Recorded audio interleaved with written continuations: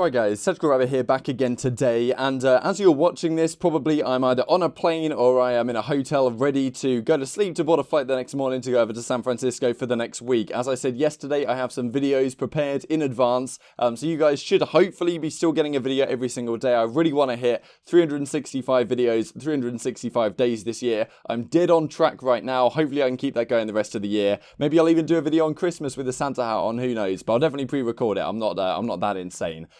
So yeah, hope you guys enjoyed today's video. I really wanted to talk about how the CDL and Infinity Ward are genuinely listening and do a bit of a more positive spin on things. There's obviously been some issues we talked about with the game, but also Activision and the CDL's decision making towards how the game has been decided and decisions behind the scenes. Wanted to go into that today and try and put a more positive spin on, at least for the first half of the video. Towards the end, I wanted to discuss the EGL podcast that happened a couple of days ago with Richard Lewis, and some thoughts that Nature had on the league as well, and just some thoughts more generally on the future of the league and what we can expect for a few years' time. And you know, I'll be interested to hear your thoughts down below as always. So yeah, like if you enjoy, subscribe if you are new. And just before we began here, I wanted to discuss really maps, and I thought this is an interesting Twitter exchange between Crimsix and Muddock. So the best kind of maps are fake 3-lane maps. Hopefully this new map, when this is when like Shoe House or whatever was announced, 3 lanes with quick multiple cutoffs that separate the games. And I think Muddock is on the ball here when he says maps like Standoff and Raid so good was that they had multiple routes in the lanes, but they could all be watched from the same place. Makes the map flow, provides the player choices, but doesn't feel overly porous. And porous, I guess, is the word that Infinity Ward and developers of Modern Warfare like to use to say, oh, it's porous. That means that there's a lot of camping spots, effectively, for noobs, basically. For example, Raid, you could come up the driveway. So if you picture this in your head, on the ring side of the map, where the first hardpoint was, you come up driveway, you can go to the top red window, you can go out the bottom red door, yet you can still see all of those 3 paths from laundry. Gives the player options, but still provides predictable engagements. There's predictable power spots, counter to the power spots, but also it means there's nice angles. I think on the whole, this is a great comment here. Yes, I think 3-lane maps on the whole are the best, but you don't want a really simple 3-lane map, right? You don't want a Nuketown to be your game. Even that's not technically 3-lane. It's kind of a mental one, but like that's not your ideal competitive map. You want a map that clearly has 3 lanes, but there's a couple of interactions between the 3 lanes, and not only is there abilities to cut across the lanes, but also maybe there'll be a little bit of a line of sight you can see across, or some nade spots, and design the buildings in such a way so you can bank grenades or something like that. That makes the map really design and work really well. And yeah, having power positions, counter power positions, but also different options in the ways to tackle them is really good. And I think Standoff and Raid are fantastic examples of that on the whole. Yes, there's like, you know, power positions across middle, and there's all sorts of different angles to go on. Raid especially is just a fantastic example. For me, Standoff was probably my favorite map in that game, just above Raid. But Raid, in terms of how a map should be done, I think it is just honestly a fantastic example. Almost perfect. Okay, so let's move on from that and actually talk about how Infinity Ward are listening in the CDL and Activision as well, we'll talk about in just a second here, for the upcoming season. And these are a couple of changes that Ashton Williams, so she is the communications manager at Infinity Ward, sharing the love with the CDL. We have some fixes going into our next update. The given option to disable the spawn camera in private match. Thermals can now see through smoke, and we fixed the S&D mounting glitch. The last 2 are global changes. These 3 are fantastic changes, right? S&D mounting glitch, I'm not exactly sure what that refers. Oh no, of course, that refers to the being able to see the bomb when the mounting option comes up. You can see if someone's planting the bomb when you go up to something you can mount on, and if the option disappears, then that means they're planting or they're defusing. Really horrible glitch. The other 2 are huge though. Spawn camera in private matches, so huge, and I'm so happy this is a thing.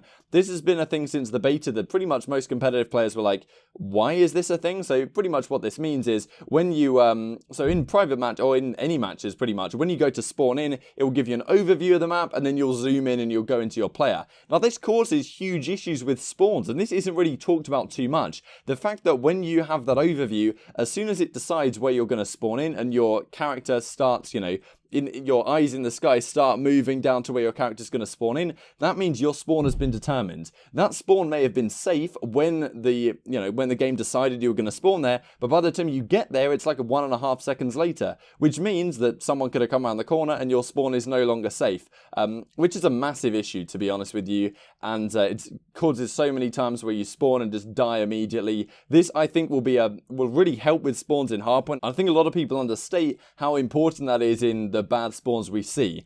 Then thermal seeing through smoke is massive. I think that this actually gives a use to cold-blooded. I imagine cold-blooded is a perk in the game, but I just haven't had any need to use it because, like, you can just use a smoke to cross on some Petrograd or something like that. Smokes are used all the time. It would be nice if you could actually use a thermal to look through some of those smokes, and if they want to be evaded, if they want to evade the thermal, then, you know, get cold-blooded on. Makes a lot of sense. That's how it's always been in Call of Duty. I applaud the idea of trying new ideas, but you know, it clearly didn't work out, and they've decided to revert it. So yeah, these are just fantastic changes on the whole. Then I wanted to talk about Challengers Point and the changes they have made here, because this is a pretty damn big deal. We talked about it the other day in a video I titled like more ludicrous decisions, and it really was a ludicrous decision. I like to think that the feedback on that video and the points that I made may have made some impact here on the decision they made to reverse it. I imagine most of the impact was down to community and individual reactions, and I know that some of the individuals at the amateur organizations that weren't too happy with this were reaching out and saying, is there anything we can do here? Because it really put people on the back foot. Pretty much, if you were, we'll go into the tweet in just a second here, but pretty much, if you were a league substitute, you got 15,000 pro points for free at the start of the season, which really messed up. If you're an amateur team, you're 5 amateur guys, none of your guys are substitutes in the pro league with two-way contracts. It's really difficult then for you guys to achieve the paid-for funding to the amateur events, because all that funding is going to teams that are teaming with the amateurs that got pro points for free. So it really messes up, or the substitutes that got pro points for free. So it really messes up the whole amateur system. And what they've done is just got rid of that, and they've exchanged it. So let's go on to these screenshots here, and this is honestly a really good change. It's pretty much exactly what you want to see. In my personal opinion, this should have never been an issue, but they've listened within just a few days and they've reverted the system. So with the introduction of the CDL and the Challengers Path to Pro system, adjustments have been made to how pro players and Challengers players interact in the amateur ecosystem from previous years. This includes the introduction of player two-way contracts and the ability for franchise Call of Duty League teams to create an academy or an affiliate team. This change has been introduced additional considerations regarding how to properly weight pro players competing in the Challengers. So as far as I'm aware, only a few teams are going to actually have an academy squad, which really makes it very difficult if you're a substitute. We did talk about this the other day. If you're a pentagram, for example, on the substitute bench, you know, let's say Dallas Empire picked you up, even though they haven't. Let's just say that in theory, and you don't play a game the whole season, if Dallas don't have an academy team, then Pentagram is not going to be playing a game the entire season. He's just going to be sitting on the bench and collecting a paycheck, because there's no way to play if you don't have an academy system. And to my understanding, it's very difficult if you're contracted to the Dallas Empire to play for another organization's academy system. I think that's very difficult to do indeed contractually. On Friday, November 15th, all pro players were provided a one-time 15,000 Challengers points bonus. The purpose of allocating these points was to ensure that any player who's been signed to a pro contract and competes in the Challengers system, either through a two-way contract or being dropped from a franchise team, is accurately seeded in Challengers tournaments brackets. The above have unintended consequences on the Challengers ecosystem, and based on community feedback, the following changes will be made to the Challenger point system and how travel is awarded. This is a really big deal to Challengers teams. So the 15,000 pro points have now gone. Challengers points, pro points, effectively the same thing.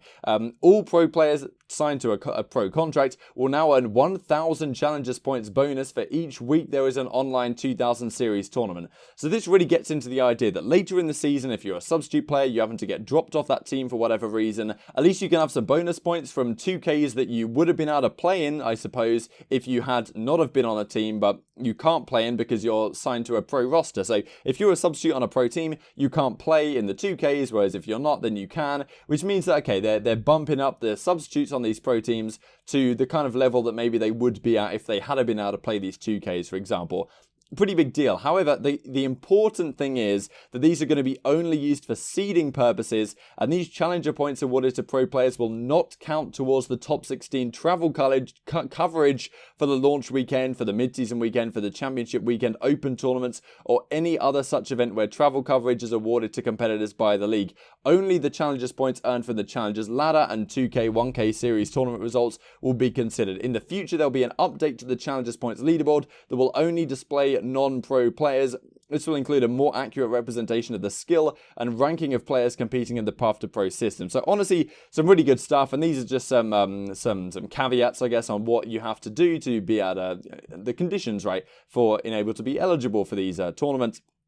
You must have a two-way contract. Two-way player must compete for either their respective team or an academy team. Their affiliate or academy team. Yeah, they're not permitted to play on any other challengers team roster. So if your team doesn't have one, then unlucky. Maximum of two-way players can be given to a team. The remaining 3 spots must be comprised of challenger players not signed to a pro contract. So, you know, kind of as expected. And yeah, some more details here. So yeah, I thought this is pretty interesting on the whole. And just before we ended the video, then talked for quite a long time on that, but I wanted to share a couple of clips from Nature and from Richard Lewis when he went on Spitfire talking about franchising on just the CDL this season and the future of it. And you know, Richard Lewis says, okay, he's no Nostradamus, you know, he can't predict the future, but he's seen it in the past. Of course, he's been around esports pretty much since its conception, and he doesn't think the CDL is going to last. He doesn't think it's going to work. He thinks it's going to fail within 5 years.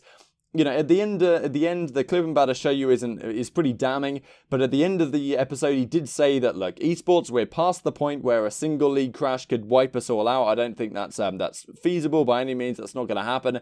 But at the same time, he does think, on a more positive note, that yeah, if the CDL does fail, and the current owners, you know, have made bad decisions and end up losing out, he does think there's a lot of other investors that are more savvy than the ones that have bought in that are ready to pick up the pieces into the future. So yeah, those are some closing thoughts from me. I'll leave you with these couple of clips. Like if you guys enjoyed, subscribe if you're new as always. Tomorrow's video will be a pre-recorded one, so look forward to that, and I'll see you next time. Okay, so best case scenario, when it crashes and burns, it doesn't leave... It doesn't leave a crater so big, it creates an event horizon that sucks all of esports into it and kills us all.